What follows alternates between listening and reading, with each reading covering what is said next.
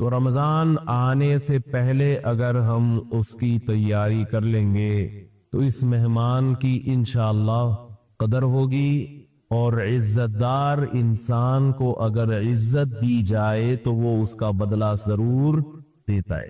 دو قسم کے لوگ ہوتے ہیں نا، ایک احسان فراموش ہوتے ہیں اور ایک وہ ہوتے ہیں جو تھوڑے سے احسان کا بدلہ بھی بہت زیادہ دیتے ہیں۔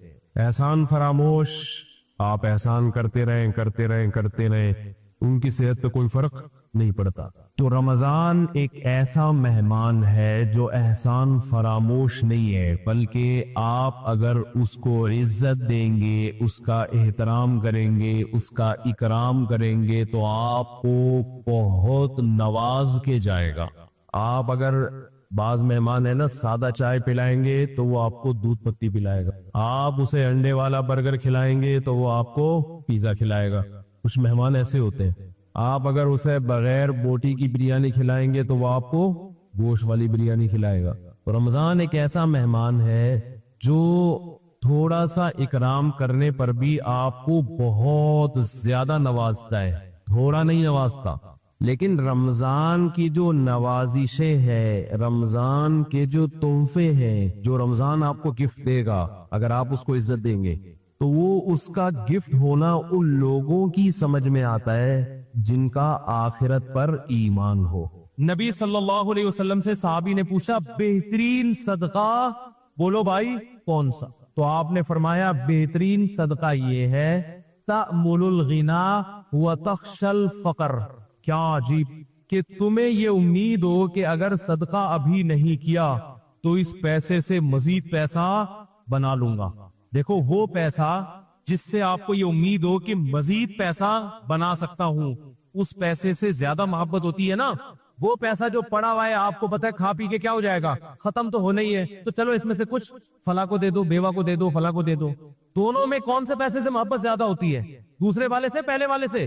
بولو نا، پہلے والے سے، کیونکہ یہ پیسہ تو آپ کو پتہ ہے ویسے ہی ختم ہو جائے گا کھا پی کے، بزنس تو کرنا نہیں ہے، تو تھوڑا سا یار پڑوسیوں کو بھی دے دو، یار اس میں تھوڑا سا فلاں کو بھی دے دو، صحیح ہے نا؟ 4 پراٹھے کھانے تھے 3 کھا لو، ایک کسی اور کو کھلا دو۔ ایک پیسہ وہ ہوتا ہے جس میں آپ کو غنا کی امید کی، یہ مجھے مالدار بنا دے گا۔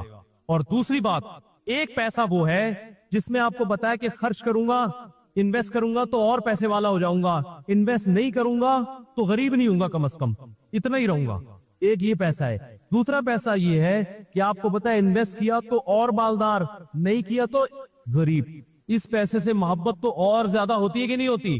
تو آپ نے فرمایا جو پیسہ اس کنڈیشن میں تمہارے پاس ہو کہ تأمل الغنا، تمہیں امید ہے کہ نہیں کیا تو اور پیسہ آ جائے گا، کر دیا تو اس سے بھی بدتر حالت ہو جائے گی، فرمایا اس پیسے میں سے اللہ کی راہ میں صدقہ کرنا یہ سب سے بہترین صدقہ ہے۔ نہ سمجھ میں نہیں آ رہی میرا خیال ہے بھائی، کیونکہ یہ جب روکڑا خرچ کرو گے تو دل سے پیسے کی محبت نکلے گی۔ اللہ نے قرآن مجید میں جو صدقات و خیرات کی ترغیب دی ہے نا، اس ترغیب کا مقصد صرف غریبوں کو پیٹ بھرنا نہیں ہے، اس کا مقصد قرآن مجید نے ایک یہ بھی بتایا ہے کہ جو لوگ اللہ کی راہ میں مال خرچ کرتے ہیں اپنی اصلاح کے لیے، سورہ آل عمران میں اپنے دل سے پیسے کی محبت نکالنے کے لیے ان کو بھی خوشخبری دے دیں اجر عظیم کی۔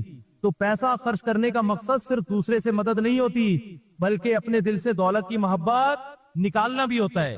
کیا کریں بھائی، کیسے سمجھائیں؟ سمجھ میں آ رہا ہے؟ اب دیکھیں، پتہ نہیں دیکھتے ہیں آپ لوگ اس ہفتے کتنے فنڈر بنتے ہیں، دیکھتے ہیں اب اس ہفتے آپ کی سخاوت۔ آواز میری صاف آ رہی ہے آپ لوگوں؟ اب دیکھتے ہیں کیا رپورٹیں آتی ہیں۔ آج جناب حاتم تائی قبر سے نکل کے کھڑا ہو گیا۔ مفتی صاحب کے بیان میں ایک صاحب آئے ہوئے تھے، 1 کروڑ کا چیک انہوں نے اپنے غریب بھائی کو دے دیا اور دکان بنا کے دے دی، چل یار تیرے پاس کچھ بھی نہیں ہے، ریڈی لگا رہا ہے، یہ طارق روڈ کی ایک دکان میں نے تیرے نام کی، جا کما۔ حاتم تائی خبر سے اٹھ کے آ جائے گا، کیا خیال ہے؟ تو دیکھتے ہیں انشاءاللہ، امید ہے اس مفتی اس قسم کی رپورٹیں آنا، بولو بھائی، شروع ہو جائیں گے۔ 1 کروڑ زیادہ ہو گئی میرا خیال ہے، زیادہ ہو گیا۔ ایسا نہ ہو کہ آپ خرچ کر کے پھر رونا نہ شروع کرتے ہیں، اگر رونے کا خطرہ ہے نا تو پھر نہ کریں۔ جتنا اللہ نے توکل دیا ہے اتنا کہ اللہ سے شکایت نہ ہو کہ اللہ ہم نے تو اتنا کیا اور تو ہمارے لیے کچھ بھی نہیں کر رہا، پھر یہ غلط ہے۔ وہ صدقہ جس کے بعد ندامت ہو اس سے بہتر ہے کہ نہ کرتا، تاکہ ندامت نیکی کر کے، اگر ندامت ہو رہی ہے تو اس نیکی سے نیکی نہ کرنا زیادہ بہتر۔ لیکن میرے بھائی کچھ سخاوت کا مظاہرہ کیا کرو، تاکہ دل سے دنیا کی محبت نکلے. اور اللہ کا عجیب قانون ہے کہ جو کھلاتا ہے آمدن میں برکت بھی اسی کی ہوتی ہے. کتنا کھلاؤ گے نا غریب نہیں ہوتا. حدیث میں آتا ہے کہ نبی صلی اللہ علیہ وسلم نے فرمایا ما نقصت صدقۃ من مال، فرمایا صدقے نے کبھی کسی کے مال میں کمی نہیں کی ہے. کبھی ہوا ہی نہیں ایسا تاریخ میں کہ صدقہ کرنے سے غریب بن گیا ہو. آپ نے اس نیت سے نہیں کرنا کہ صدقہ کیا تو غریب نہیں بنوں گا، آپ نے تو اللہ کے لیے کرنا ہے. تو دل سے میرے بھائی پیسے کی محبت کیا کرو، نکالو. اور جاہ کی محبت بھی ہر جگہ. جاہ کی ایک علامت پتہ ہے کیا؟ زیادہ بولنا. جو آدمی ہر محفل میں بولتا ہے نا، اس کا مطلب ہے اس کو اپنی ٹانگ ہر جگہ اونچی کرنے کا شوق ہے. اس لیے صوفیہ کرام کے ہاں اس کا بڑا اہتمام. خاموشی سکھائی جاتی تھی. جب تک لوگ آپ سے کچھ سننا نہیں چاہ رہے آپ چپ کر کے محفل میں کیا کریں، بیٹھے. ایسا بھی ہم نے دیکھا ہے، محفل لگی ہوئی ہوتی ہے، علماء بیٹھے ہوئے ہیں، بڑے لوگ بیٹھے ہوئے، ایک درمیان میں ایک آدمی بار بار بولے جا رہا ہوتا ہے. وہ یہ شو کرنے کے لیے کہ میں بھی اس مجلس میں موجود. بھائی چپ کر کے بیٹھے رہو. جب بڑے بیٹھے ہوئے ہیں تو تمہیں بولنے کی کیا ضرورت ہے؟ اس لیے زیادہ بولنا، ہر محفل میں بولنا، بے وقت بولنا، کوئی آپ سے مشورہ لے نہیں رہا بلا وجہ اس کو جا کے مشورہ دینا، یہ بھی حب جاہ کی علامت ہے. اس کی علامت ہے آپ کے دل میں بڑا بننے کا ہوس ہے. جب پوچھا جائے، دیکھو ہمارے یہاں نا ڈاکٹروں کا ایک گروپ ہے، یہ تو ہر فیلڈ میں ہوتے ہیں نا، ہر فیلڈ میں ڈاکٹروں کا ایک پینل ہے. آپ نے کوئی مشورہ لینا ہے تو جو سینئر جو ڈاکٹر ہوتے ہیں نا وہ سینئر کو بولنے دیتے ہیں، بھئی یہ سینئر ہے ان کو بولنے دو. اگر وہاں کوئی جونیئر پہلے بول رہا ہے سینئر سے پہلے، بے شک صحیح بول رہا ہو، اس کا مطلب اس کو بولو نا شوق ہے. بھائی جب سب بیٹھے ہوئے ہیں تو سینئر کو پہلے بولنے دو نا. اس کی بات پہ کوئی اشکال ہوگا تو پھر آپ، یا آپ سے پوچھا جائے گا تو آپ بھی. ہمارے یہاں علماء میں کیا ہوتا ہے، جب مجلس تحقیق ہوتی ہے نا علماء کی، تو ہم بالکل چپ بیٹھے ہوتے ہیں. ایک ایک گھنٹے کی مجلس میں ہم کیا ہوتے ہیں، چپ. بڑے بول رہے ہوتے ہیں. بڑا جب کہتا ہے نا کہ ہاں جی آپ بھی کچھ فرمائیے، کچھ آپ بھی لکھ کے لائے ہیں، تو وہ جب کہتے ہیں تو پھر ہم کیا کرتے ہیں، پڑھنا شروع کرتے ہیں. جی یہ لکھا ہے کتاب میں، فلاں کتاب کا یہ حوالہ. لیکن جو اناڑی لوگ ہم نے دیکھے ہیں نا، جن کو تربیت نہیں ہوتی، وہ کیا ہوتا ہے کہ بڑا بیٹھا ہوا ہے اور چھوٹا پہلے بول رہا اور پھر بولتا بھی نہیں، لڑتا ہے، پھر اپنی بات کو کیا کرتا ہے، منواتا ہے، ٹھوستا ہے. صحیح ہے نا؟ ذرا گھروں میں بھی یہی ہے. باپ بیٹھا ہوا ہے، بول کون رہا ہے، بیٹا زیادہ بول رہا ہے، باپ چپ بیٹھا ہوا ہے. اس کا مطلب بیٹے کو باپ بننے کا شوق ہے. یہ اللہ کی تقدیر پر اس کو اعتراض ہے کہ اللہ پہلے مجھے پیدا ہونا تھا، میرے ابا پہلے پیدا کیوں ہو گئے. مجلس لگی ہوئی ہے، ماں خاموش ہے، اس کے بولے بغیر بیٹی کیا کر رہی ہے، بولتی چلی آ رہی ہے. اس کا مطلب بیٹی اللہ کی تقدیر پہ راضی نہیں ہے. وہ اللہ سے بزبان حال کہہ رہی ہے، اے اللہ مجھے پہلے پیدا ہونا چاہیے تھا، میری اماں کو تو نے مجھ سے پہلے پیدا کیوں کیا. ارے خاندانی لوگوں کی علامتیں ہوتی ہیں یہ. تو اللہ تعالیٰ سے دعا کرو اللہ ہمارے دل کو جاہ کی محبت اور پیسے کی محبت سے پاک کرے. اور اس کا چھوٹا سا ایک عمل بھی بتا دیتا ہوں. صوفیہ کرام نا خانقاہوں میں ایک ذکر کرواتے ہیں، اس کا بڑا فائدہ ہوتا ہے، لیکن وہ آپ خود سے نہ کریں، کسی شیخ سے باقاعدہ اصلاحی تعلق قائم کر کے اس سے سیکھیں. وہ میں نے 27ویں رات کو جو ختم قرآن تھا نا اس میں بھی بتایا تھا. ایک ذکر بتایا جاتا ہے، لا الہ الا اللہ. رات کو باوضو ہو کے قبلہ رخ آلتی پالتی مار کے 4 زانو انسان بیٹھے قبلے کی طرف، اور کیا کرے، لا الہ میں گردن کو یہاں لے کر گئے. لا الہ میں کیا کیا، گردن کو یہاں. اور یہ تصور کرنا ہے دل سے اللہ کے علاوہ سب کچھ نکل رہا ہے. بار بار جائے گا نا اکاؤنٹ میں اتنے پیسے پڑے ہوئے ہیں، اتنے ہو گئے، اب اس بزنس میں اور اضافہ ہو تو کیا ہو گئے، ڈبل. تو دل میں کیا کرنا ہے، لا الہ. اس پیسے کو اکاؤنٹ سے کیا کرو، دل کے اکاؤنٹ سے نکالو. وہ لوگ وہاں ہیں، یہ دل میں نہیں ہونے چاہیے. لا الہ نکال، ہر چیز نکالی. کوئی مردار کی محبت ہے، عشق مجازی ہے، وہ بھی لا الہ کے بعد کیا کیا، الا اللہ میں گردن واپس لے کر آئے اور زور سے زر پہ الا اللہ ضرب ماری، ایک چوٹ ماری، الا اللہ زور سے نا، الا اللہ. اس میں کیا ہے، صرف کون ہے، اللہ. اس ذکر کا بڑا فائدہ ہوتا ہے. یہ سنت سے ثابت نہیں ہے، لہذا اس کو سنت سمجھنا بدعت ہے. یہ صوفیہ کرام نے نا ایک ٹریننگ کروائی ہے، ایک پریکٹس کروائی ہے بطور علاج کے. تو علاج کے لیے ثبوت کی ضرورت نہیں ہوتی. سمجھ رہے ہو کہ نہیں سمجھ رہے؟ لیکن خود سے یہ کام نہ کریں، کسی سے اصلاحی تعلق ہے وہ بتاتے ہیں. تو اس ذکر کا بڑا فائدہ ہوتا ہے کہ رات کو بیٹھ کے لا الہ الا اللہ، لا الہ الا اللہ. ہمارے حضرت تو بہت زیادہ کیا کرتے تھے، اور پھر شعر بھی پڑھا کرتے تھے کہ وہ کیا ہے، شعر بھی ذہن سے نکل گیا. وہ کیا ہے بھائی، ویرانی یہ دل، نہ ویرانی یہ دل کیوں کرنا بنے، اٹھ کر پچھلی راتوں میں کچھ تیر لگائے جاتے ہیں. اللہ کی محبت کے تیر جب دل میں لگائے جاتے ہیں تو دل کی ویرانی کیوں نہیں ختم ہوگی بھائی. گجڑا ہوا دل اللہ کی محبت سے آباد ہو جائے گا. اللہ تعالیٰ نے جیسے مال کمانے کا ہمیں حکم دیا کہ مال کہاں سے کمایا جائے، اسی طرح مال خرچ کرنے کے بھی اسلام میں احکام ہیں۔ کہاں خرچ کرنا چاہیے، کہاں نہیں کرنا چاہیے، کہاں بہتر ہے، کہاں حرام ہے، کہاں مکروہ ہے، کہاں ناپسندیدہ ہے، کہاں زیادہ بہتر ہے۔ دو چیزیں ہوتی ہیں، دونوں جگہ بہتر ہوتا ہے مگر ایک جگہ اور زیادہ بہتر ہوتا ہے۔ اس پر میں نے پھر بیان میں کچھ تفصیل بیان کی تھی کہ مال کی اسلام میں ویلیو کیا ہے، اہمیت کیا ہے۔ بہت سے لوگ یہ سمجھتے ہیں کہ اسلام میں پیسے کی کوئی ویلیو ہے ہی نہیں، مٹی ہے، ختم ہو جانے والا ہے، پھینک دو لہذا اٹھا کے، چوری کروا دو، جیبیں کٹوا لو اپنی۔ تو اس پر میں نے دلائل دیے تھے کہ اسلام میں مال کی کتنی اہمیت ہے۔ وہ دلائل میں ریپیٹ نہیں کروں گا، پچھلا بیان میرا یوٹیوب پہ ہے، سن سکتے ہیں آپ۔ اس پر پھر ایک اشکال ہوتا ہے کہ ایک طرف تو قرآن کہتا ہے کہ یہ دنیا کی زندگی کھیل ہے، تماشا ہے، لہو و لعب ہے، یہ جو کچھ دنیا میں ہے تھوڑا سا زندگی کا سامان ہے، اس سے دل نہ لگاؤ۔ ایک طرف کہہ رہے ہیں ویلیو ہے، ایک طرف کہتے ہیں دل نہ لگاؤ، کوئی غلط تو نہیں نہ ہوئی؟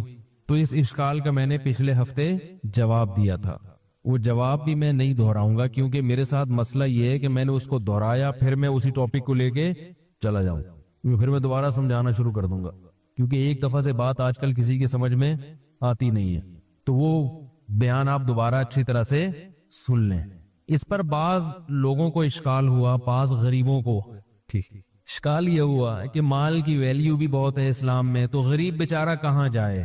یعنی خود اسلام بھی دولت کی اہمیت کو بیان کر رہا ہے بھائی، تو غریب کا تو ایک ہی سہارا تھا اللہ اور مذہب، تو گویا مذہب نے بھی غریب کو یعنی یہ قرار دے دیا، غریب کے بارے میں مذہب نے بھی یہ بتا دیا کہ یہ کیا ہے، بیچارہ غریب ہے، اس کے پاس اللہ کی نعمت نہیں ہے، تو وہ تو اور زیادہ احساس کمتری کا شکار ہوگا نا غریب آدمی۔ یہ سن کے گرمی بھی ہے آپ کو پتا ہے، ٹھیک، اس لیے جو بات کہوں نا پہلی دفعہ میں سمجھ جایا کریں، ٹھیک ہے۔ دیکھو بھائی، جب دولت اللہ کی نظر میں اس کی بہت قیمت ہے تبھی تو ضائع کرنے سے منع کیا ہے۔ قیمتی چیزوں کے بارے میں منع ہوتا ہے نا کہ اسراف بھی مت کرو، تبذیر بھی مت کرو، کسی بھی طرح سے ضائع مت کرو، اور بتایا یتیم بچے کو اس کا مال اس کے حوالے نہ کرو، بالغ ہو جائے پھر بھی نہ دو کہ ضائع نہ کر دے، کیونکہ اس کی بڑی قیمت ہے۔ جعل اللہ لکم قیاما، زندگی تم اسی سے گزارتے ہو۔ تو سوال پیدا ہوتا ہے غریب آدمی تو بیچارہ کہیں کا نہیں رہا، دنیا میں بھی اس کی عزت نہیں ہوتی، اوپر سے اسلام نے بھی کہہ دیا کہ دولت کی بڑی ویلیو ہے، تو غریب بیچارہ بولو بھائی کہاں جائے؟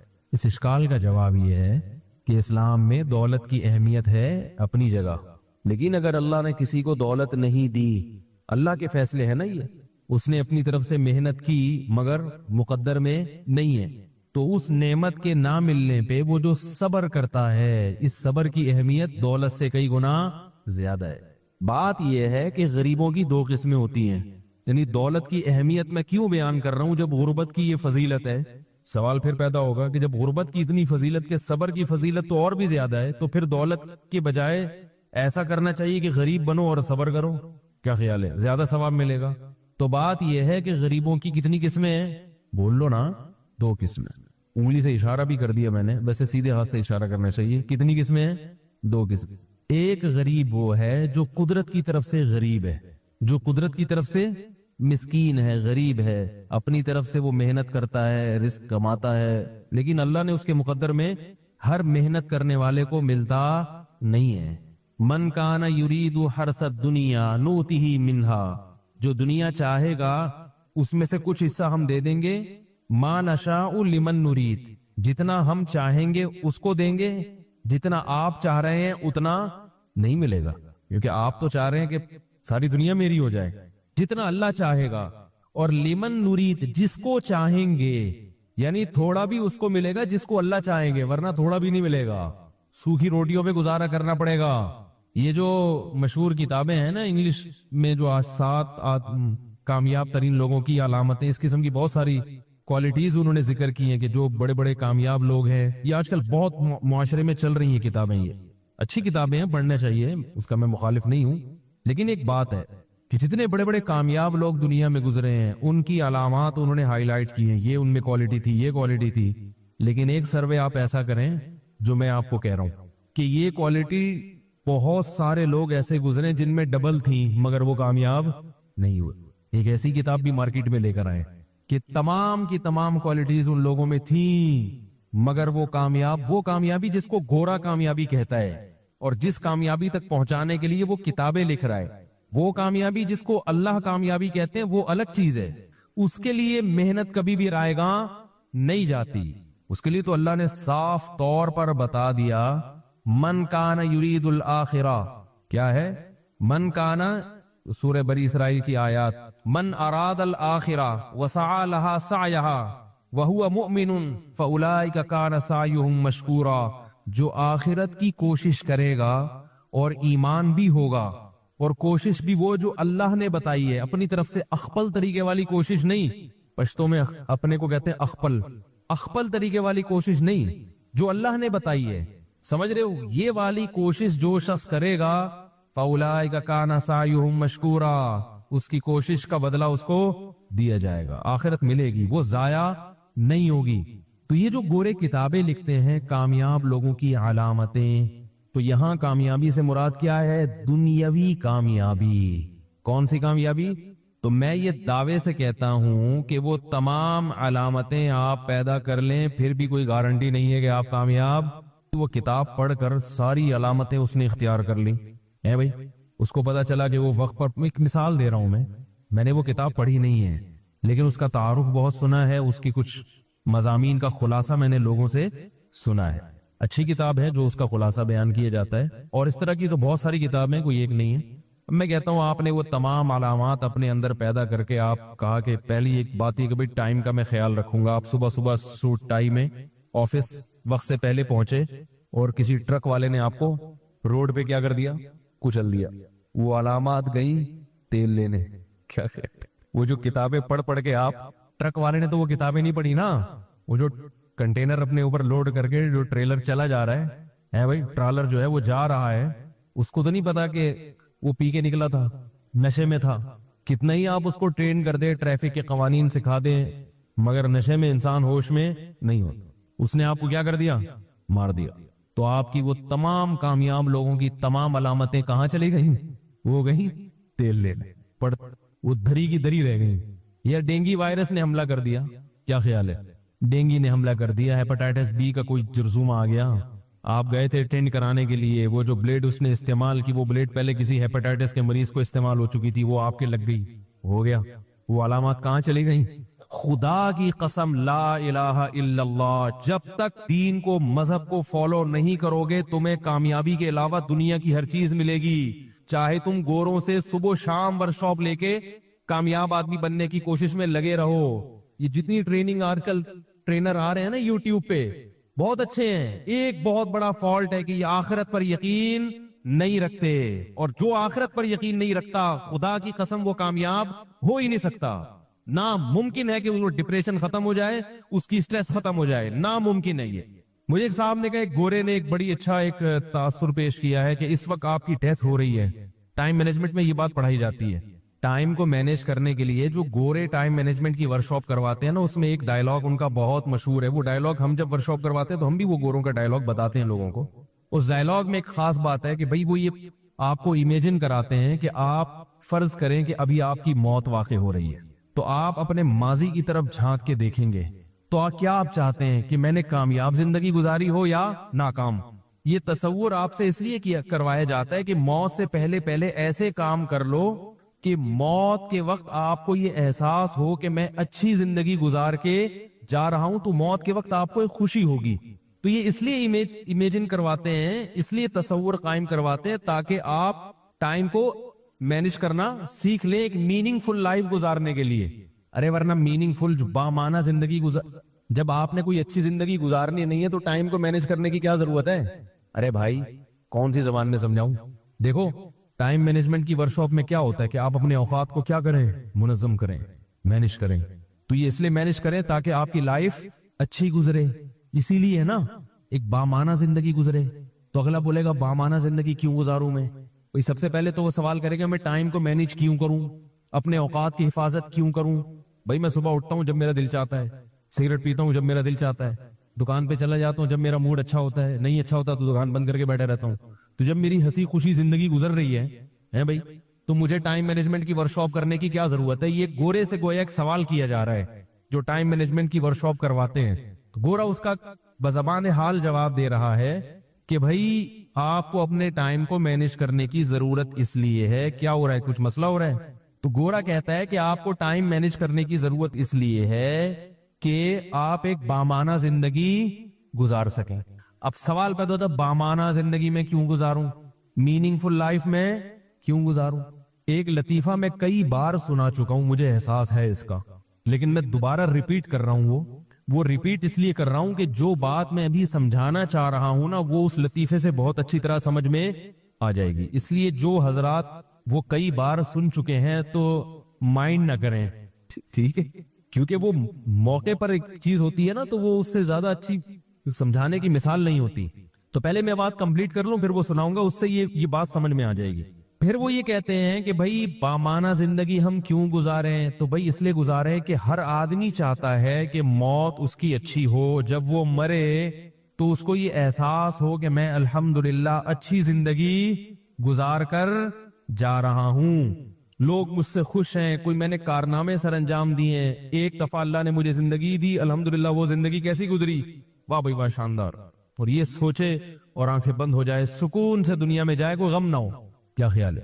اس لیے آئیے ورکشاپ کریں, گورا سمجھا, کہ تاکہ آپ موت کے وقت جو ہے نا, اور اگر آپ نے ایسی اوٹ پٹانگ زندگی گزار دی, آپ کو یہ پتہ ہی نہیں کون سا وقت کس کام میں صرف کرنا چاہیے, بے ڈھنگی زندگی, سو رہے ہیں تو سوتے چلے جا رہے ہیں, جاگے ہیں تو جاگے چلے جا رہے ہیں, تو موت کے وقت آپ کو کیا ہوگا, کڑن ہو, سو.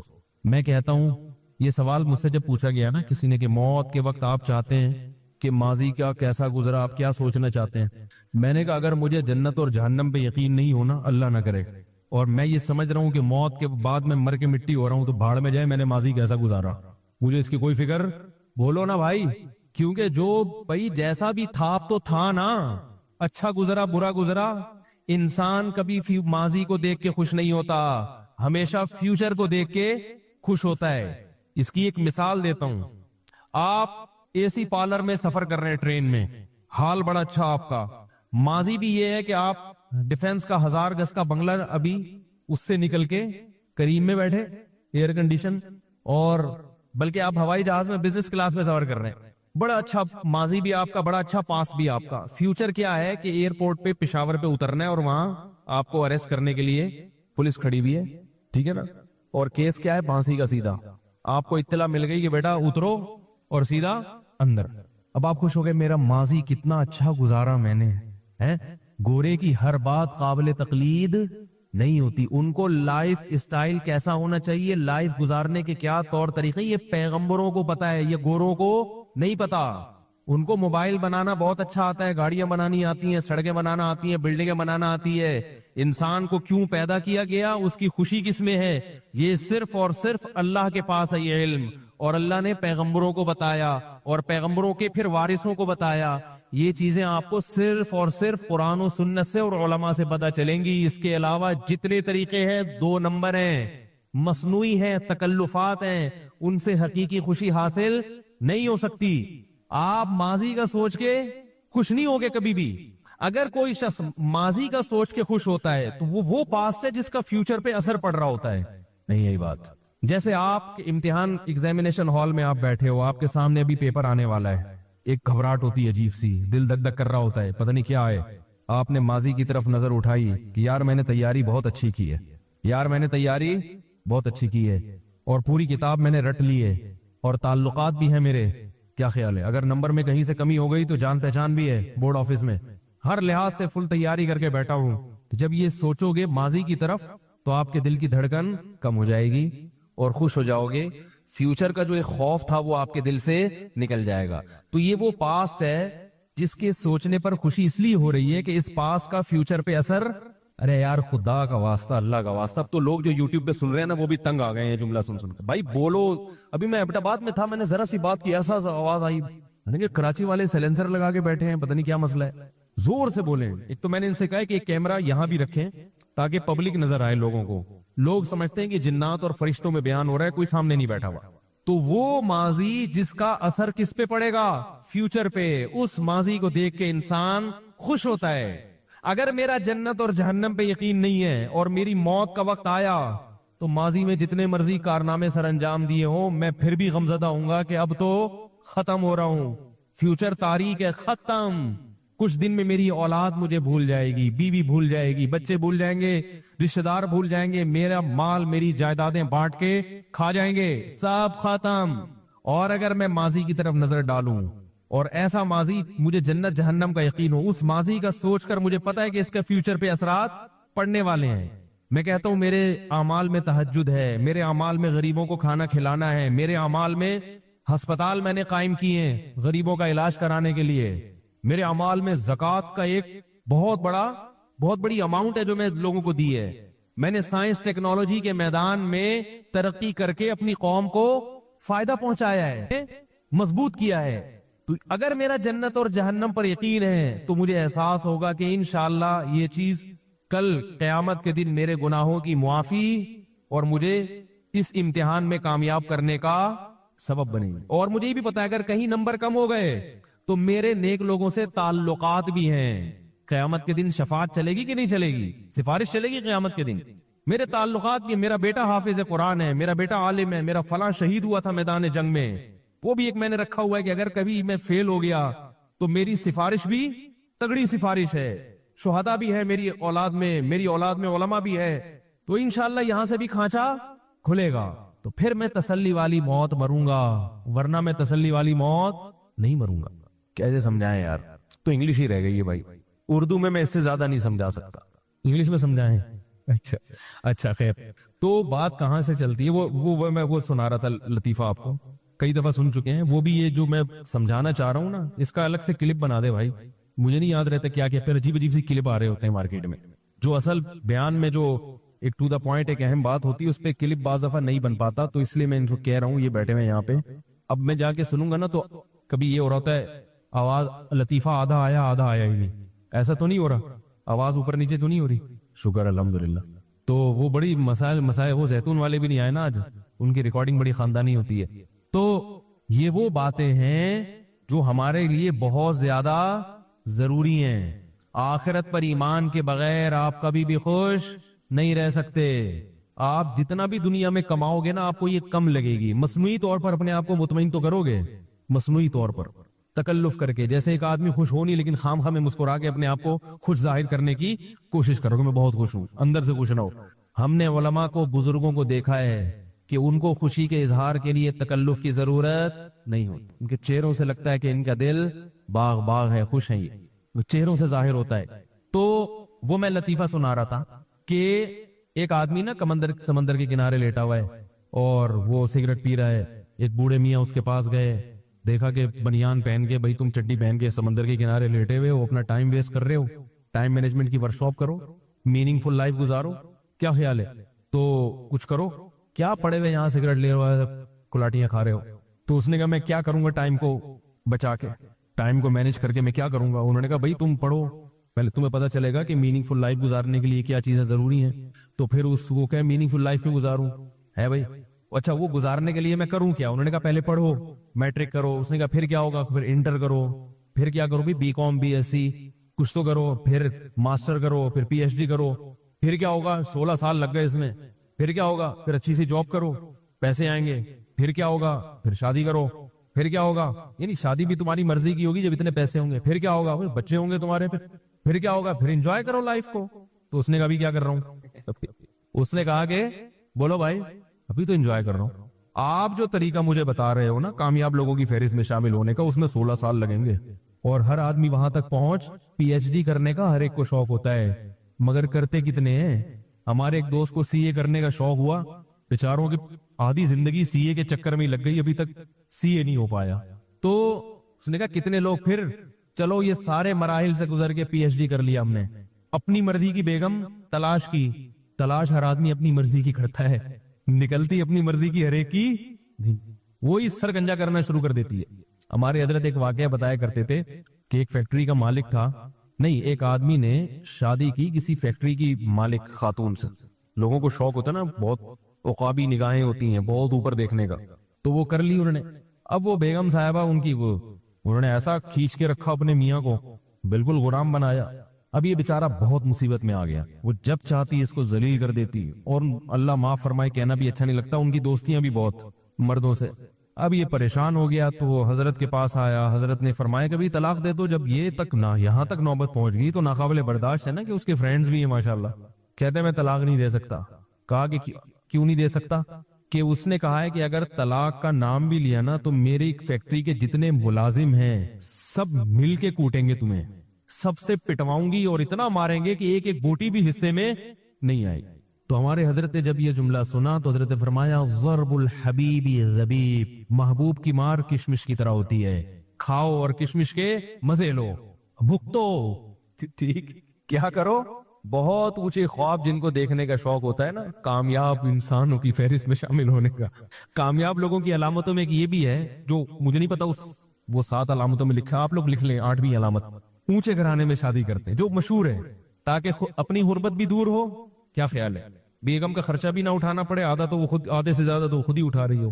تو یہ کوئی علامت نہیں ہے میرے بھائی, وہ کتاب میں نہیں لکھا ہوا, یہ میں اپنی طرف سے پیش کر رہا ہوں کہ ہو سکتا ہے کوئی نئی کتاب آئے اس میں یہ بھی لکھا ہوا. تو علماء نے لکھا ہے, فقہاء نے لکھا ہے کہ جب نکاح کرو تو عورت اپنے سے اعلیٰ اور برتر کی طرف جائے. سمجھ رہے ہیں؟ لڑکی دیکھے کہ یہ لڑکا مجھ سے کیا ہونا چاہیے, بہتر نہ ہو تو پیرالل ہو, ہم پلہ ہو, کم تر نہ ہو, کیونکہ عورت ماتحت ہوتی ہے. صحیح ہے نا؟ شوہر ایک طرح سے باس بھی ہوتا ہے.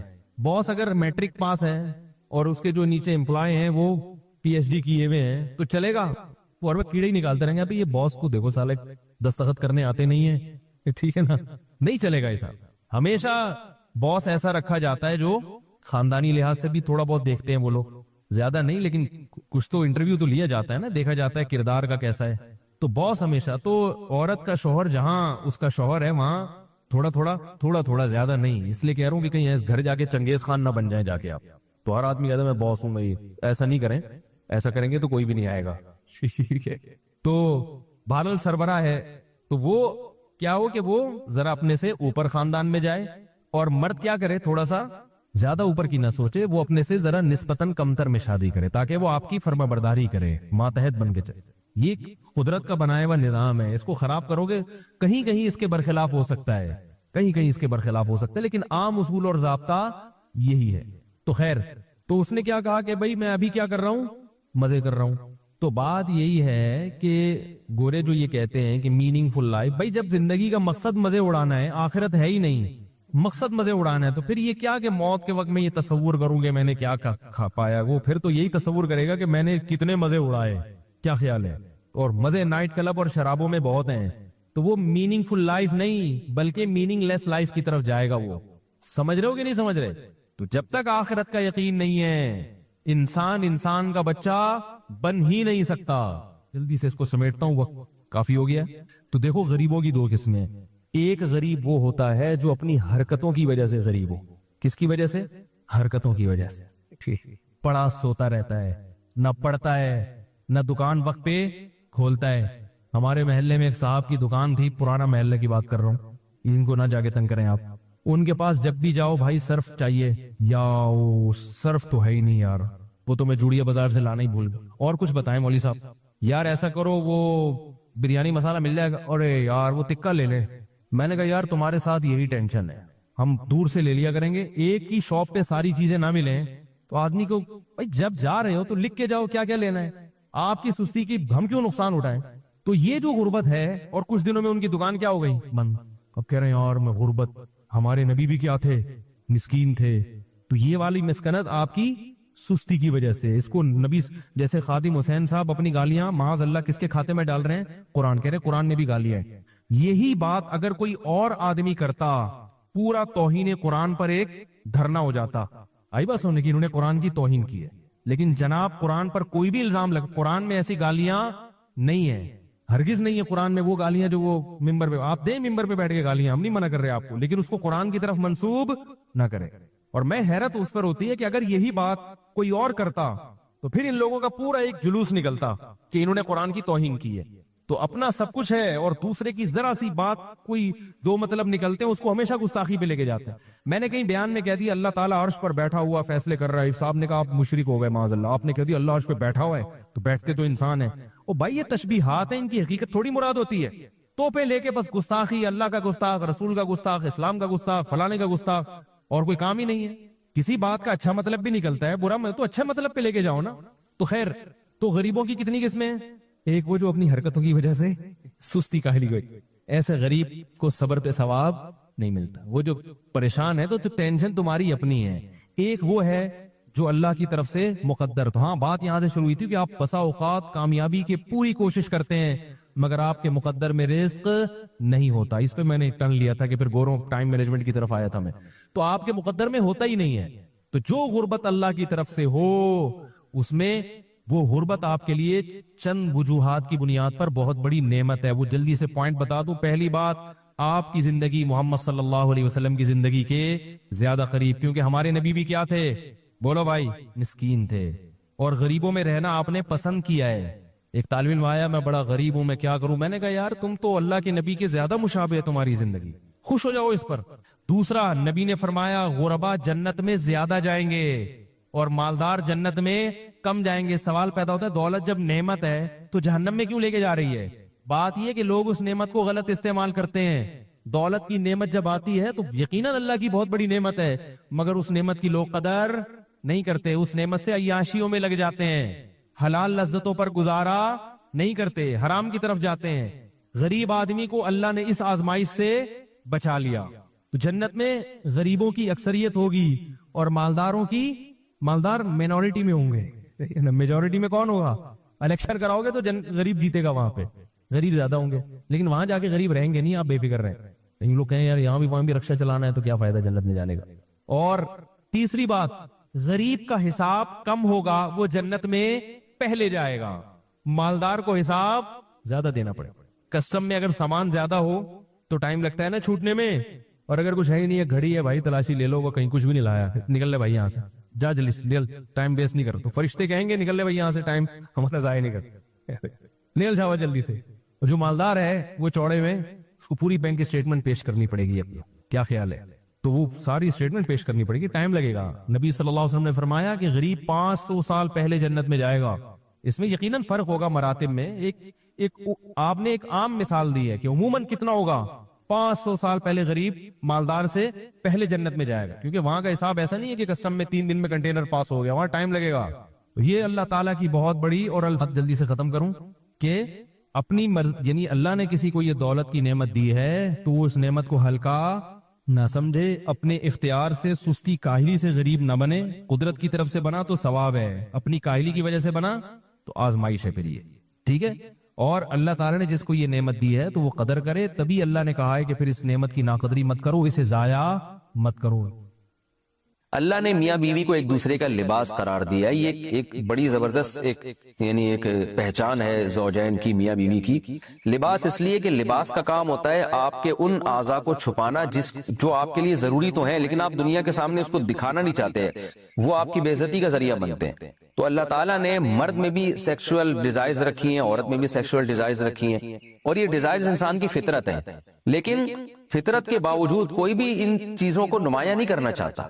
یعنی جیسے آپ نے جانور دیکھے ہوں گے، وہ کھلے عام اپنی اس خواہش کو پورا کر رہے ہوتے ہیں. تو مرد اور عورت میں اللہ نے یہ خواہش تو رکھی ہے، مگر وہ کوئی بھی یہ نہیں چاہتا شریف آدمی کہ میں اپنی اس خواہش کو اس طرح سے پورا کروں کہ لوگوں کو پتہ چل رہا ہو. اس میں انسان کی بے عزتی ہے، رسوا ہو جاتا ہے. تو اندرون خانہ ہی میاں بیوی ایک دوسرے کی اس خواہش کو پورا کرنے کا ذریعہ بنتے ہیں، اور وہ ایک دوسرے کے ایک ایسی خواہش کو جو ایک عیب سمجھی جاتی ہے دنیا کی نگاہوں میں، اس عیب کو اندرون خانہ پورا کر کے اس کے چھپا دیتے ہیں ان عیبوں کو.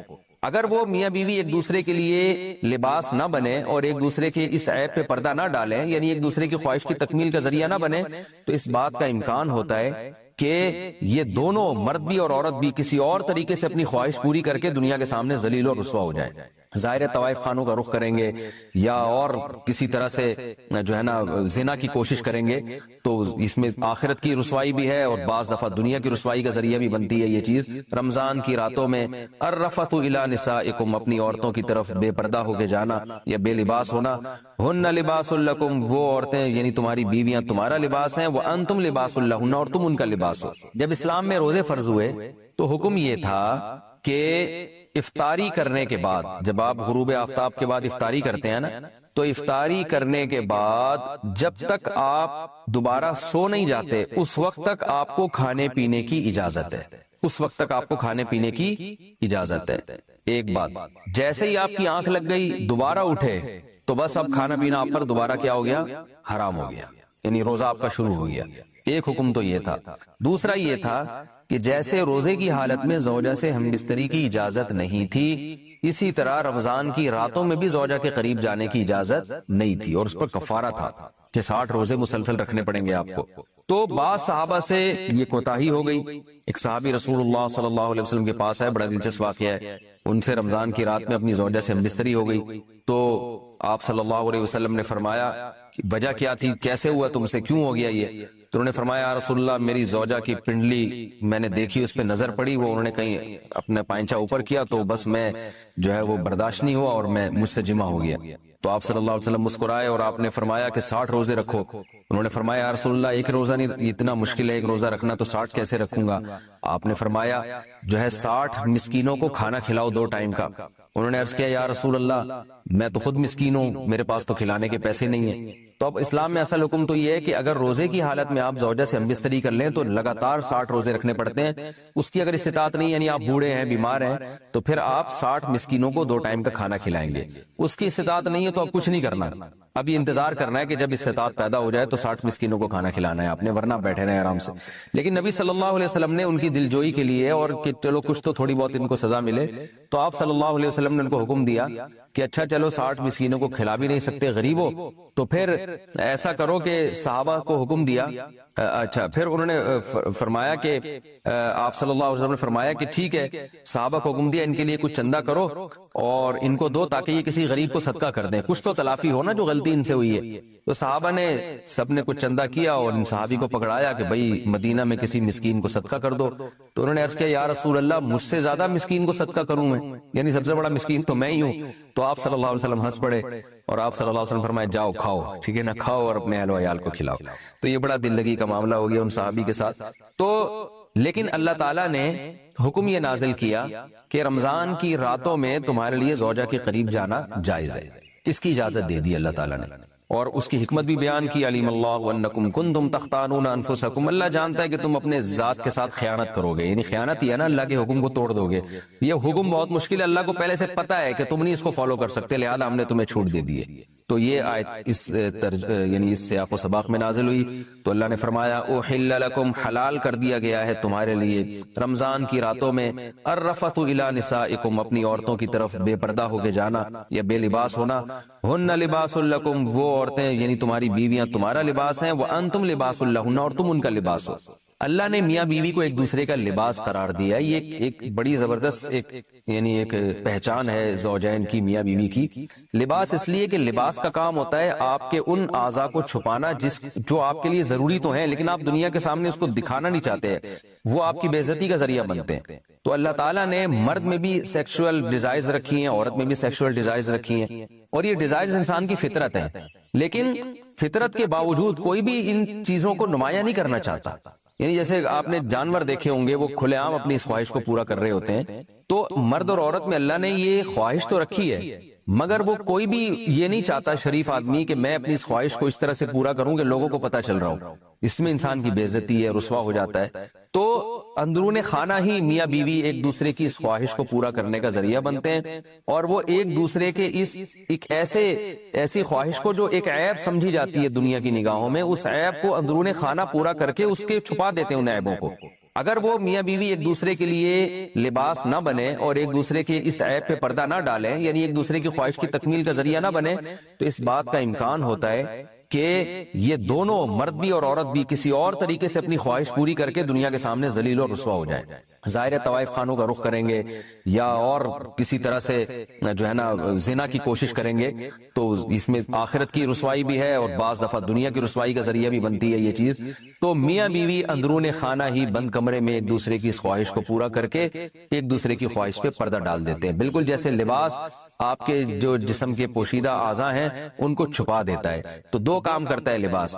ایک تو یہ کہ آپ کے جسم کے جو پوشیدہ اعضاء ہیں ان کو چھپا بھی دے گا, اور دوسرا لباس زینت کا کام بھی کرتا ہے. جب آپ لباس پہن کے باہر نکلتے ہیں تو اور اچھے بھی لگتے ہیں. تو اللہ تعالیٰ نے ایسا ایک انتظام کیا, میاں بیوی کو ایک دوسرے کے لیے ایسا بنایا کہ ایک دوسرے کی خواہش کو اندرون خانہ ہی یہ پورا بھی کر دیتے ہیں اور زینت کا ذریعہ بھی بنتے ہیں. جب میاں بیوی باہر نکلتے ہیں تو لوگ تعارف کروا رہے ہوتے ہیں نا, جو شادی شدہ آدمی ہے, پارکوں میں لکھا ہوتا ہے فیملی کے بغیر الاؤ نہیں. ان کو پتا ہے جو فیملی کے بغیر ہوتا ہے وہ قابل عزت نہیں ہوتا, فیملی والا آدمی قابل عزت ہوتا ہے. تو وہ زینت کا ذریعہ بھی بنتے ہیں کہ بھائی شادی شدہ آدمی ہے, بال بچوں دار آدمی ہے, بال بچوں والا آدمی ہے.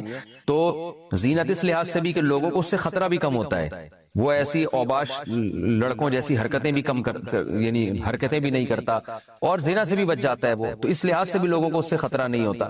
تو ہر لحاظ سے ایک دوسرے کی زینت کا ذریعہ بنتے ہیں اور ایک دوسرے کی عیبوں پہ پردہ ڈالنے کا ذریعہ بنتے ہیں. تو یہ ایک اللہ تعالیٰ نے پہچان کروائی ہے. اور اس میں اللہ نے عورت کا ذکر پہلے کیا, مرد کا بعد میں کیا. اس میں کیا حکمتیں ہیں, یہ ایک لمبا ٹاپک ہے, میں بیانات میں ذکر کر چکا ہوں. پھر تفسیر میں اس طرح کی باتیں ہوں گی تو بہت لمبی تفسیر ہو جائے گی.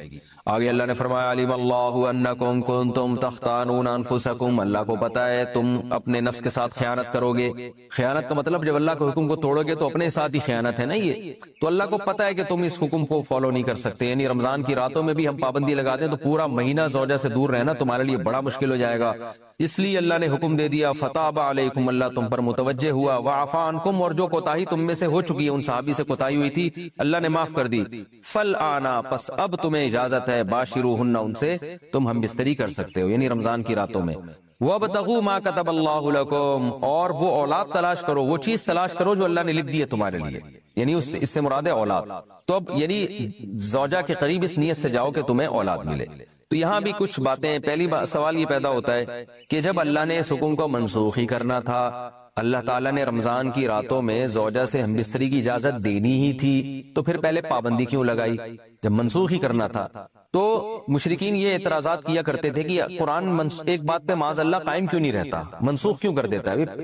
اس کا مطلب ہے کہ یہ اللہ کا حکم نہیں ہے بلکہ یہ تو نبی نے اپنی طرف سے بنایا ہوا ہے, کیونکہ نبی جو ہے نا وہ حکم چینج کرتے رہتے ہیں. تو یاد رکھیں ایسا نہیں ہے, قرآن جب کسی حکم کو منسوخ کرتا ہے تو قرآن میں پہلے گزر چکا نا, ما ننسخ من آیت او ننسیها ناتی بخیر منها او مثلها. بعض دفعہ حکمتیں ہوتی ہیں, اللہ کے علم میں تو یہ ہوتا ہے کہ میں نے اس حکم کو چینج کرنا ہے, لیکن اللہ تعالیٰ پہلے ایک حکم نازل کرتے ہیں یہ بتانے کے لیے کہ ہماری اصل منشا تو یہ تھی کہ یہ حکم نازل ہو, لیکن پریکٹیکلی کروایا گیا کہ تم کمزور ہو تو, اور کمزوری کی وجہ سے تم اس حکم کو فالو نہیں کر سکتے, تو اللہ کتنا غفور رحیم ہے, اپنے اصل قانون کو چینج کر رہا ہے. تو اگر شروع ہی سے یہ حکم نازل ہوتا نا کہ رمضان کی رات میں زوجہ کے قریب جانے کی اجازت ہے, تو یہ جو اللہ کی ایک رحمت اپنے بندوں کے اوپر ہے, یہ رحمت نمایاں نہ ہوتی کہ اللہ اپنے بندوں, اللہ کی یعنی اللہ تعالیٰ نے بھی حکام میں لچک رکھی ہے, اور اپنے بندوں کے مزاج کی اور اپنے بندوں کے جو ہے وہ طبیعت کی اور ان کی طاقت اور قوت کو دیکھ کر اللہ نے حکام بنائے.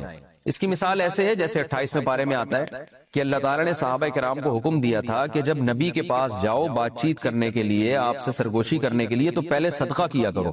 لیکن ابھی کسی صحابی نے صدقہ کیا ہی نہیں کہ اللہ نے حکم کو منسوخ کر دیا اور فرمایا کہ تمہارے لیے یہ حکم بہت شاق ہے, لہذا اب تمہیں اجازت ہے کہ بغیر صدقے کے نبی کے پاس چلے جاؤ. تو وہاں بھی علماء حکمت بیان کرتے ہیں کہ اللہ تعالیٰ اگر شروع سے یہ حکم دے دیتا نا کہ بغیر صدقے کے چلے جاؤ, تو وہ جو اللہ تعالیٰ کی اپنے بندوں کے ساتھ ایک لطافت والا معاملہ ہے, رحمت والا معاملہ ہے, وہ ظاہر نہ ہوتا. تو یہاں بھی ایسے ہی ہے, اللہ نے فرمایا کہ ہمیں پتا ہے کہ تم نہیں حکم کو فالو کر سکتے, ہم نے حکم تو دیا ہے, تم دیکھو پریکٹیکلی کروا دیا اللہ تعالیٰ نے کہ تم سے اس پر عمل نہیں ہو رہا, لہذا جاؤ, تمہیں اجازت دی جاتی ہے کہ تم زوجہ کے قریب رات کو جا سکتے ہو, کوئی حرج نہیں ہے اس میں, لیکن جانے سے تمہاری نیت کیا ہونی چاہیے, وَابْتَغُوا مَا كَتَبَ اللَّهُ لَكُمْ, جو اولاد اللہ نے تمہارے لیے لکھ دی اس کو تلاش کرو. تلاش کا مطلب نیت کرو کہ شاید اللہ مجھے اس سے نیک صالح اولاد دے دے. اس سے انسان پتہ چلتا ہے کہ اسلام اولاد کی کثرت پر کتنا حریص ہے, اور اللہ تعالیٰ کتنا چاہتے ہیں کہ اہل ایمان کی نسل بڑھے. قرآن میں ایک اور جگہ پر اللہ تعالیٰ نے زوجہ سے ہم بستری کا ذکر کیا تو وہاں بھی اولاد کا تذکرہ کیا ہے. وَقَدِّمُوا لِأَنفُسِكُمْ, فرمایا کہ حالت حیض میں تم زوجہ کے قریب نہیں جا سکتے, لیکن جب تم زوجہ کے یعنی جب پاک ہو جائے تو پھر زوجہ کے قریب جاؤ. وَقَدِّمُوا لِأَنفُسِكُمْ, اور اپنی ذات کے لیے آخرت میں ذخیرہ کرو. تو یہاں بھی مفسرین کہتے ہیں کہ اس سے مراد ہے کہ اولاد پیدا کرنے کی نیت سے جاؤ تاکہ وہ آخرت میں تمہارے لیے ذخیرہ بنے. تو فیملی پلاننگ کی جو دعوت ہے نا, اس کا قرآن و سنت سے دور دور کا بھی کوئی واسطہ نہیں ہے.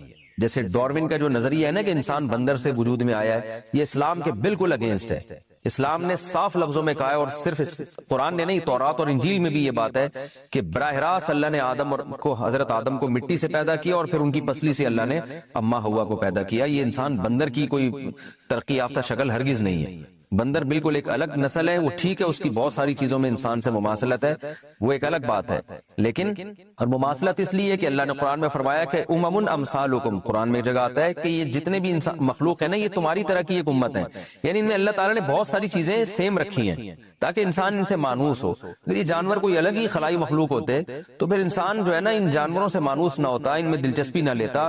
جیسے کوئی جن کو دیکھ کے لوگ ڈر جاتے ہیں تو ایسے شیر کو دیکھ کے بھی لوگ ڈر جاتے ہیں۔ تو اللہ نے کچھ نہ کچھ مماثلت اس نیت سے رکھی ہے کہ انسانوں میں اور جانوروں میں کچھ مماثلت رہے، کہ انسان کو تھوڑی بہت ان سے انسیت ہو۔ تو اسی طرح یہ جو فیملی پلاننگ کی جو دعوت ہے کہ بچے دو ہی اچھے اور نسل کو کم کرو، یہ اسلام کے بالکل اگینسٹ ہے۔ تو اب دیکھیں ٹاپک اولاد کا چل نہیں رہا، لیکن بات آئی ہے زوجہ کے قریب جانے کی، تو اللہ نے بتا دیا کہ یہ تو عمل ہی اس لیے رکھا گیا ہے کہ یہ اصل میں تو اس کا مقصد ہی اولاد ہے۔ باقی فیملی پلاننگ کن صورتوں میں جائز ہے، کن صورتوں میں ناجائز ہے، کب مکروہ ہے، کب حرام ہے اور کب مستحب ہے، یہ اس کے ایک الگ احکام ہے جو میں بیانات میں بتاتا رہتا ہوں، وہ آپ کسی بھی علماء سے آپ پوچھ سکتے ہیں، اس کا بھی تفصیل کا یہاں موقع نہیں۔ تو ایک حکم تو یہ منسوخ کیا گیا۔ دوسرا وَكُلُوا وَاشْرَبُوا حَتَّى يَتَبَيَّنَ لَكُمْ، رمضان کی راتوں میں تو کھانے پر پابندی تھی کہ اگر آنکھ لگ گئی تو اب بس گئے۔ تو بعض صحابہ جو تھے وہ غلطی سے ان کی آنکھ لگ گئی، اٹھے تو پتہ چلا بھئی یہ تو اب تو کھانا پینا حرام ہو گیا، وہ 24 گھنٹے کا روزہ ہونے لگا ان کا۔ تو اللہ نے فرمایا اب تمہیں اجازت دی جا رہی ہے، کلو واشربو، کھاؤ اور پیو، حتی یہاں تک کہ یتبین لکم الخیط الابیض من الخیط الاسود، کہ تمہارے لیے سفید دھاگا سیاہ دھاگے سے ممتاز اور جدا ہو جائے فجر کے وقت سے۔ یعنی سیاہ دھاگا سے مراد ہے کہ دھاگے سے مراد ہے لائن۔ جب مشرق کی طرف سورج نکلنا شروع ہوتا ہے نا فجر کے وقت میں، تو پہلے تو اندھیرا ہوتا ہے جب سورج نیچے ہوتا ہے، جیسے ہی سورج اوپر آتا ہے تو ایک روشنی ایسے سیدھی پھیلتی ہے، یوں نیچے سے اوپر کی طرف ایسے، تو عمود جسے کہتے ہیں۔ جب یہ روشنی ہوتی ہے تو اس کو صبح کاذب کہتے ہیں، جھوٹی صبح، یہ صحیح صبح نہیں ہے۔ پھر کیا ہوتا ہے کہ پھر ایک روشنی اس طرح پھیلنا شروع ہوتی ہے، یعنی ایسے اس طرح جو ہے نا لائن کی شکل میں سیدھی لیٹی بھی جسے لائن کہتے ہیں، اس طرح جو روشنی پھیلتی ہے وہ صبح صادق ہوتی ہے۔ اور ان دونوں لائنوں کے درمیان جو فرق ہے نا وہ تقریباً کراچی اور پاکستان میں 15 سے 20 منٹ کا ہوتا ہے، یعنی صبح کاذب جھوٹی صبح اور صبح صادق میں۔ تو یہ جو لائن پھیلتی ہے اس کو خیط ابیض قرآن کہہ رہا ہے، یعنی سفید دھاگا کالے دھاگے سے۔ کالے دھاگے مطلب پہلے جو بالکل سیاہ تھا وہ کالی لائن تھی، اب اس میں ایک سفید لائن آ گئی۔ تو سفید لائن جب بالکل ممتاز ہو جائے، صاف پتہ چل جائے کہ وائٹ جو ہے نا روشنی پھیلنا شروع ہو گئی ہے ایسے لائن یوں کر کے، تو یہ سفید دھاگا ہے اور وہ کالا دھاگا ہے۔ یعنی جو کالے دھاگے میں وہ سفید دھاگا ممتاز نظر آنا شروع ہو جائے تو اللہ فرماتے ہیں اس وقت تک تم کھا سکتے ہو، جس کو ہم سحری کا وقت کہتے ہیں، کہ سحری کا وقت اب ختم ہو گیا ہے، سحر کا وقت، اور اب جو ہے صبح کا وقت شروع ہو گیا اور فجر کی نماز کا وقت بھی شروع ہو گیا، جس کو عربی میں فجر کا وقت بھی کہتے ہیں۔ تو یہ من الفجر جو ہے نا یہ کب نازل ہوا؟ پہلے تو اتنی آیت نازل ہوئی تھی کہ تمہارے لیے سفید دھاگا سیاہ دھاگے سے ممتاز ہو جائے۔ تو یہاں بھی اللہ نے ایک اپنی رحمت کا معاملہ کیا، کیونکہ یہ کنایا ہے صبح صادق سے۔ تو ہوا یہ کہ ایک صحابی بیچارے رات کو بیٹھ گئے، وہ اپنے تکیے پہ نا ایک کالا دھاگا اور سفید دھاگا رکھ کے، اور صبح دیکھنے لگے کہ جب یہ دونوں میں فرق پتہ چلے گا تو میں کھانا پینا بند کر دوں گا۔ تو نبی صلی اللہ علیہ وسلم نے ان کو فرمایا کہ بھائی اس سے مراد صبح صادق ہے، یہ نہیں کہ واقعی سفید دھاگا لے کے بیٹھ جاؤ۔ تو پھر اللہ تعالیٰ نے من الفجر کا لفظ بھی آسمان سے نازل کیا، صرف من الفجر یہ لفظ نازل ہوا کہ اس سے مراد کیا ہے؟ فجر۔ ثم اتموا الصیام الی اللیل، تو اس وقت تک تم کھا سکتے ہو، اس کے بعد مکمل کرو روزوں کو رات تک۔ رات سے مراد غروب آفتاب ہے، اصل میں تو رات عشاء کے وقت سے داخل ہوتی ہے، لیکن غروب آفتاب کو بھی عربی میں یعنی سورج جب غروب ہو جائے تو اس کو بھی رات کا وقت کہہ دیا جاتا ہے مجازن۔ تو اس میں پوری امت کا اجماع ہے سوائے شیعہ حضرات کے، وہ جب ستارے طلوع ہوتے ہیں تو اس وقت وہ کرتے ہیں، ورنہ پوری امت جو اہل سنت والجماعت کے چاروں مکاتب فکر ہے، حنفی، مالکی، شافعی، احمد بن حنبل اور صحابہ کرام، یہ سب اس پر تقریباً متفق ہیں کہ غروب آفتاب کا وقت ہے اصل، اور نبی صلی اللہ علیہ وسلم سورج غروب مکمل غروب ہوتے ہی روزہ کھول لیا کرتے تھے۔ تو اللہ نے اجازت دے دی کہ اس وقت تک جو ہے نا روزے کو مکمل کرو. ولا تباشروهن وانتم عاکفون فی المساجد، اور مسجدوں میں جب تم ہو اعتکاف میں تو پھر زوجہ کے قریب مت جاؤ.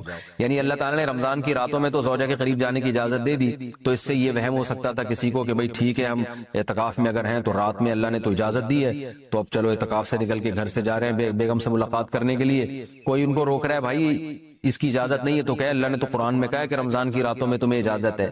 تو اللہ نے بتا دیا کہ اعتکاف والوں کو اجازت نہیں ہے. اعتکاف میں اگر کوئی زوجہ سے ہم بستری کر لے گا تو وہ روزہ اس کا ٹوٹ جائے گا، اور صرف ہم بستری نہیں، اور جو ہم بستری کے مقدمات ہیں بوس و کنار وغیرہ اس کی بھی اعتکاف میں اجازت نہیں ہے. تلک حدود اللہ فلا تقربوها، یہ اللہ کی حدود ہیں ان کے قریب مت جاؤ. اس طرح اللہ اپنی آیتیں لوگوں کے لیے کھول کھول کے بیان کرتا ہے تاکہ لوگ تقوی اختیار کریں. اور یہ آخری آیت کا ترجمہ کر دیتا ہوں، یعنی تھوڑی تفسیر بیان کر دیتا ہوں، اس کے بعد پھر انشاءاللہ اس پورے رکوع کے صرف علمی نقطے رہ جائیں گے، وہ میں اگلے ایپیسوڈ میں بیان کروں گا. وَلَا تَأْكُلُوا أَمْوَالَكُمْ بَيْنَكُمْ بِالْبَاطِلِ، اور ایک دوسرے کا مال ناحق طریقے سے مت کھاؤ.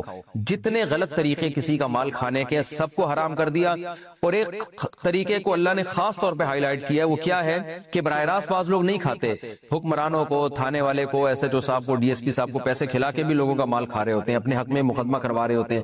تو اللہ فرماتے ہیں حکام کو پیسوں کی لالچ دے کے پیسوں کے ذریعے خریدنے کی کوشش مت کرو کہ تم اس کے ذریعے لوگوں کا مال کھانا شروع کر دو، یہ بھی حرام ہے.